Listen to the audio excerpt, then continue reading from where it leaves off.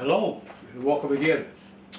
This morning I believe we will cut our square linear rails to length, and I'll show you how I do that. Remember, we bought the rails long with the intentions of trimming them to size. Matter of economics, I could buy them less expensive if long versus buying them cut to the size that I really required. Evidently there's a cutting charge involved with it or something. It's the only thing I could think of for charging more for basically a smaller piece. So, but at any rate, what I will use this morning will be my 4.5 inch cutoff. And the trick is I want to be able to cut this off and not get it so hot where the steel turns blue. I don't want to take the temper out of the steel. So in order to do that, I'll use this 4.5 inch abrasive cutoff wheel, 45 thousandths of an inch thick. You want to use the thinnest wheel that you can.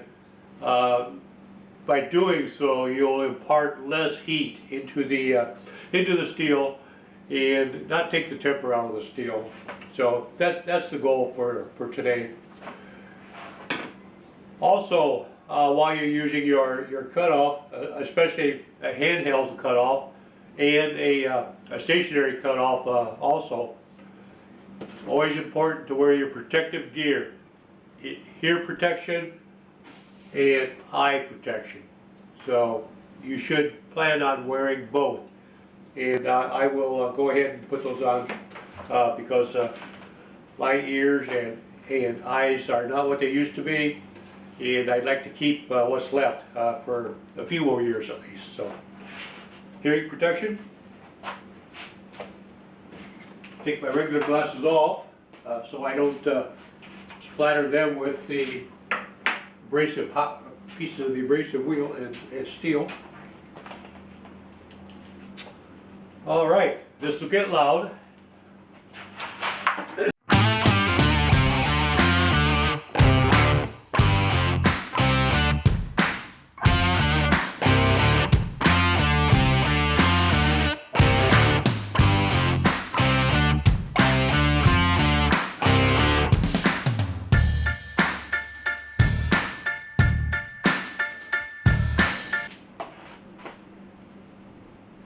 Not blue, which is good.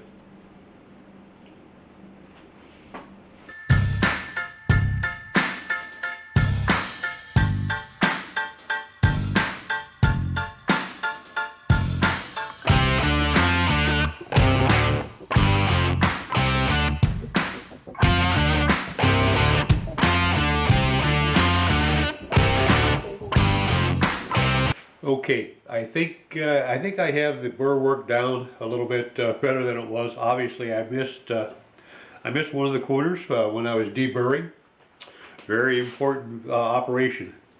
So let's give this a try again. See if we can get this bearing to move onto the rail. If I can find the track. There we go. Here's your little keeper. Keep forward pressure up against your rail as you slide this on.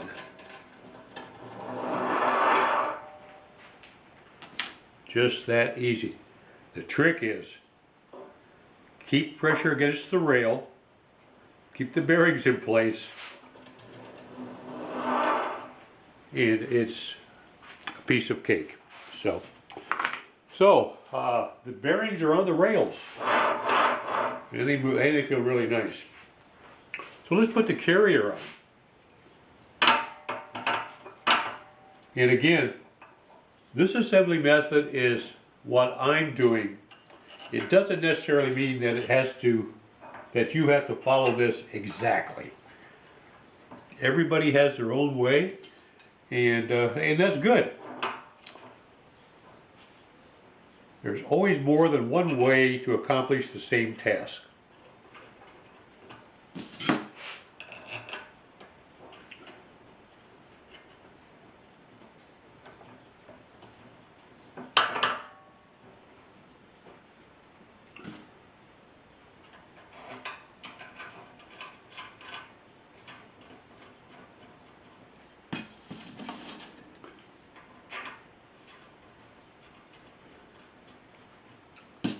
Small screws, very fine threads. It takes a while to thread them in and get them so they'll seat.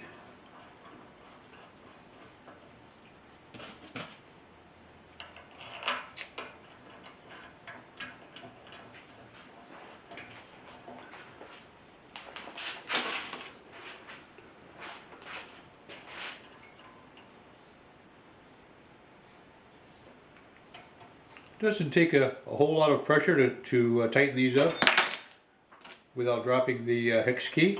So let's snug them down.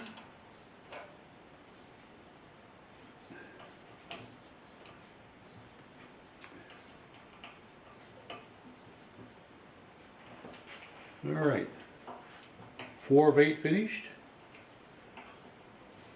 And it might not look like I'm applying a whole lot of pressure when I'm tightening these up, but it is enough to snug these. It's beyond snug, it's tight. And you want to be a little cautious here. Obviously you don't want to pull the threads. That ruins your day. Okay, there we have it. The carrier's on. And I'm going to put it into position with the gantry. I'm just going to slide it up here, move this up out of the way. This the gantry is just temporarily supported here with this brace, and I'll move this up. Take my 8mm screws. Cap screws, and try to first, let's see if we're in frame, and we're not.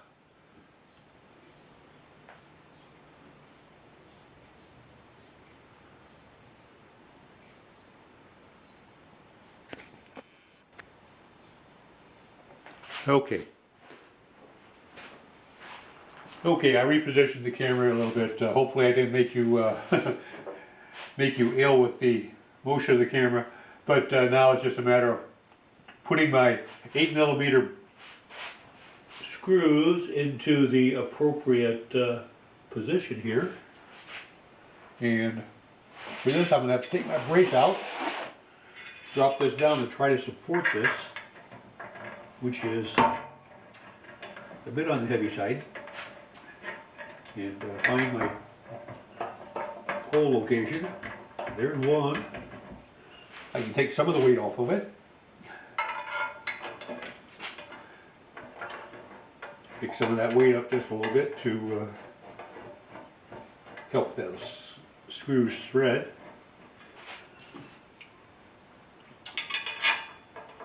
I'm really looking to have the screws thread into the bearing carrier and not actually thread the upright as I'm screwing it in. So that's why I'm taking the weight off of it. Otherwise all the weight comes down and catches the clearance in the hole.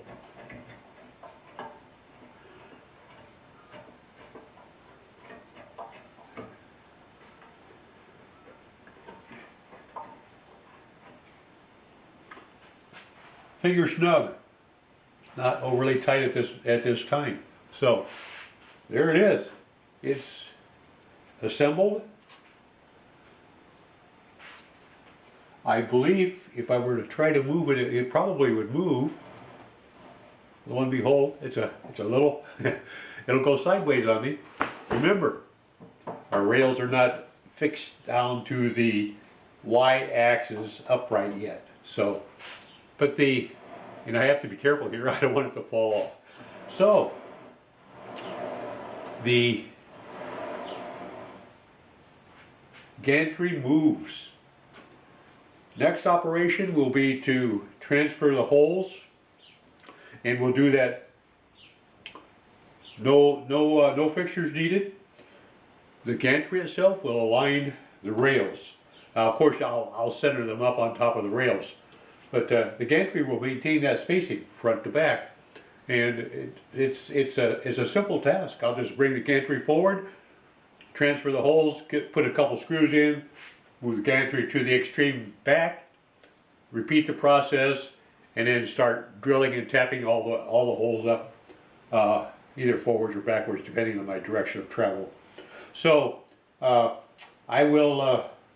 show you that operation next, and hopefully we can get this all completed yet on this one video. So let's move off, transfer our holes into the linear rails, and move it up and keep the project moving ahead. All right.